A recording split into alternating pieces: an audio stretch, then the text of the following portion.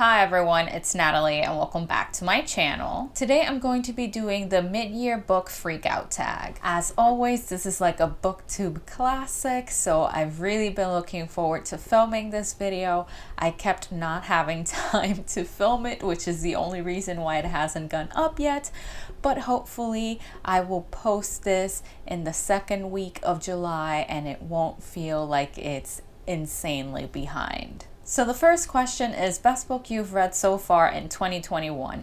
Without a doubt, that is going to be The Mirror Season by Anna Marie McLemore. I have been talking about this book on this channel incessantly. I will not stop because it doesn't have nearly enough hype. Like, Anna Marie McLemore in general doesn't have enough hype, and it is upsetting to me. Like, I know they're talked about on BookTube, but just not enough. Just not enough. So yes, it's going to be that one. And why? Just because it's beautiful, it's funny, it's heartbreaking, it breaks you apart and puts you back together again. It's just an incredible piece of literature. The second question is best sequel you've read so far in 2021. This one, again, without a doubt, it's going to be Mr. Impossible by Maggie Stiefvater. This book broke me to pieces. It melted my brain. It made me into a puny human being, basically. Like, it was just, wow. It was not at all what I was expecting it to be.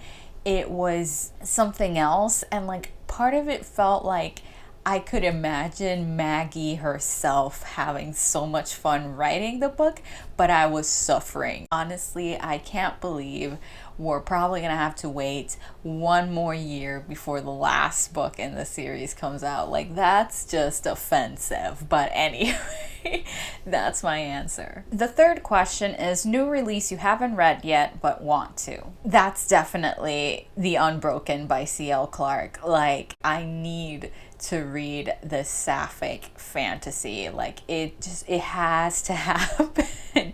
So I'm really hyped to read it. Hopefully after I get through like a considerable amount of the books that I'm in the middle of right now. I'm very close to finishing a few. Hopefully after that I can start this one because I just know it's going to deliver. It has to deliver the goods. It just has to. The fourth question is most anticipated release for the second half of the year. For me, that has got to be Light from Uncommon Stars by Rika Aoki. I don't know much about this, but I'm pretty confident it's a sci-fi. It's written by a trans Asian author, and I just really want to read it. Like, it just gives vibes. Like, I don't know too much about it, but it just gives the right vibes.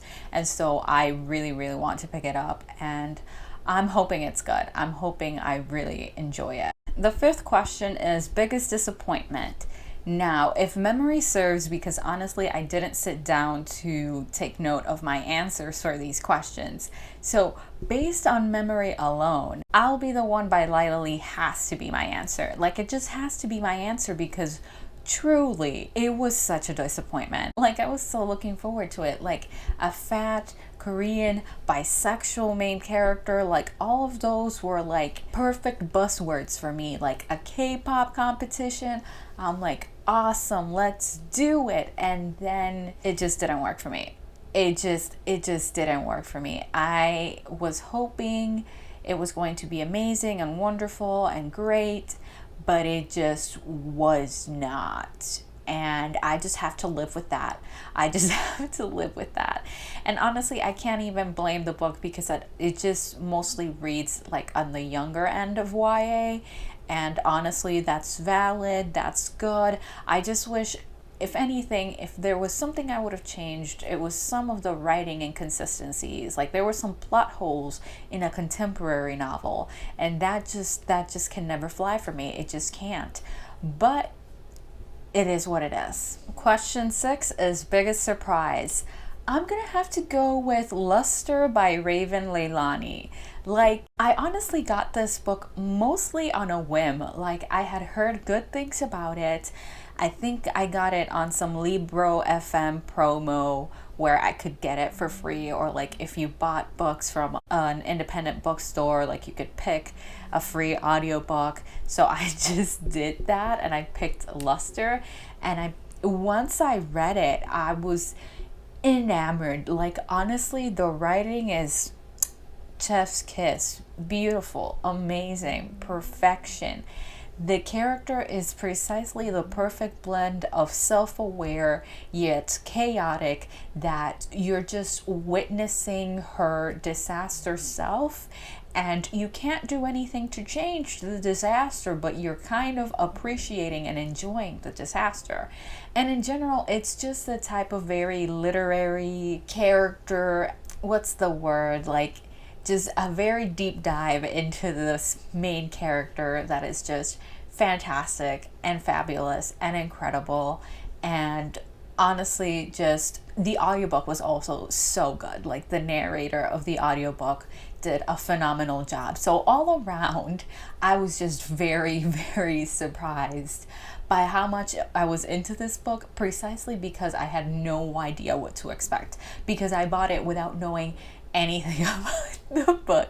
I think the only thing I knew potentially was from watching Bow Ties and Books, and how I think they talked about how the book is kind of promoted as being like either very sex positive or just like a very sexy thing, but it's really not. It's not inherently about that, and at least only in the very, very beginning a little bit of that, but not so much. So I think apart from knowing that that wasn't what this was going to be, I wasn't quite sure what it was going to be. So I'm just happy. I'm just happy. So the seventh question is favorite new author or new to you author. So I'm gonna have to go with Kosuke Onu. I have no idea actually how to pronounce this man's name, but I love The Way of the House Husband. I have made it all the way to volume 4. It is just a wonderful manga series, and because of that, I just have to stan. Like, I don't know anything about this man, but The Way of the House Husband is just so hilarious, so short and sweet and easy to read. And I just love my husband, okay? I just love the protagonist of this book. Like now I feel like I should have left him for some of the questions that follow, but I have other answers, so it's fine. But anyway, I have to go with that because I really have been enjoying that series. So that's my answer. Question 8 is newest fictional crush. Now in this one, I'm gonna have to give 2 answers because I just love them a lot. I think potentially last year I did the same thing. Listen, my bisexual ass just can't resist, and I'm gonna have to go with Serapio and Shiala from Black Sun. Like, I can't remember their ages. Like, I don't know if they're barely legal. I think Shiala is actually more like 21 or something, but I genuinely don't actually know their ages. I just mentally age them up because, like, when you're the vessel of a vengeful god, like you're not like other girls. In this case, you're not like other boys. Okay, like Serapio's not like other boys, and neither is Shiala. So I'm gonna give them, because they're just vibes. They're just incredible. Like, again, the vessel of a vengeful god and a mermaid. Like, I could not do any better. I could not do any better. So I'm gonna go with them. Question 9 is newest favorite character. Now, I'm really struggling with this one because I've already been mentioning a bunch of books and characters that I have really, really been enjoying. So trying to pick another one from a different book is hard. But I think I'm gonna go with Silver from Silver in the Wood by Emily Tesh. Like, he was just serving vibes in Drowned Country, okay? He was just serving vibes. He was full of so much personality that when I was looking through my list of books trying to think of what other character I could mention, he immediately stood out as, like, he was memorable. He left an impression. He was If you hear my dog in the background, I'm so sorry, but I already tried to say this twice with her interrupting me with her sounds. Anyway, Silver. It has to be Silver. Question 10 is book that made you cry. Listen, one of the characters here was actually the one I wanted to use in Noah's favorite character, but I couldn't because I wanted to talk about The Only Good Indians by Stephen Graham Jones for this question, because I cried with this book. And I had my mouth hanging open while I was reading this book. Like, it was a whole journey. This book was just a whole ass journey. And I just had to mention it for this prompt. Like, I just had to mention it because it was so emotional for me. The shit Lewis went through, that went straight to my heart. That went straight to my heart and obliterated me, destroyed me, wrecked me, left me without any hope and any joy, which is untrue. Like, the ending of the book is actually hopeful. So, like, it didn't completely destroy me, but like, I felt destroyed. So that has to be the book I go with. Question 11 is book that made you happy. I'm gonna go with Nevermore by Kelly Craig. Like, listen, I reread this, so I don't even know if it counts, but okay, let's be honest here. I first read Nevermore like in 2010, 11, maybe 12. It's been several years, and probably I read those books before I knew BookTube was a thing. I don't even know when BookTube became a thing. So I'm going to count it here. And I'm going to count it as well because it really did make me so happy to revisit this story. And it made me so happy to know that I still loved the story, because I had such fond memories of this book because I was Edgar Allan Poe trash as a teenager. I'm still Edgar Allan Poe trash, but let's not talk about that. The point here is that I really loved it back then, so I really wanted to love it now. And so far, it has been the best reread I've had this year in terms of like older books that I used to love. And so it just brought me joy. It just brought me so much joy. Question 12 is favorite book to movie adaptation you have seen this year. I don't have an answer for this. Like, I don't think I've seen any new ones. Like, literally, I can't remember any. Oh, okay, I remember now the answer I was thinking of giving, even though it's not really an answer. But basically, I finally watched Love, Victor on Hulu, and I really, really enjoyed it. I think it has some flaws in the writing, but if you must know, yes, I ship Raheem and Victor. Like, that is the appropriate response, okay? I don't give a shit about the boring white boyfriend. Ben, is that his name? I don't even fucking know his name. I think it's Ben. I don't care about him. And honestly, I'm even going to expose myself. I don't care about him because I think he's ugly. Like, I'm sorry, my boy Victor is beautiful. He's such a beautiful boy. And he deserves a beautiful boyfriend like Raheem. Like, plus, 2 men of color as the protagonists in a TV series. Queer men of color as the protagonists. I'm supposed to say no to that? Impossible. It simply cannot be done.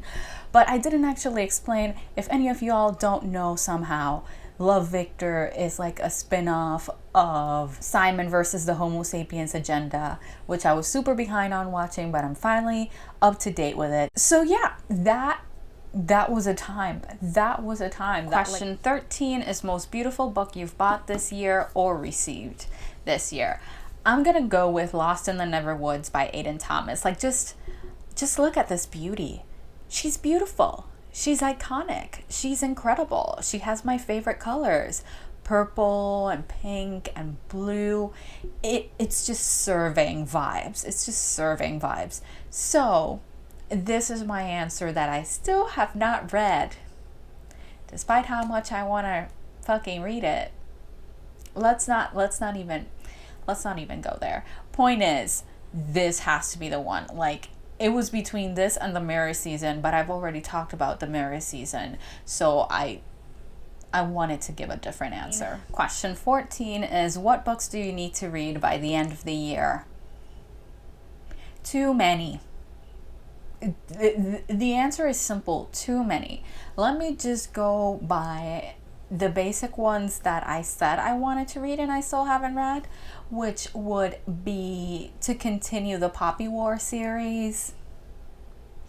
Have I? No. Finishing the Daevabad trilogy.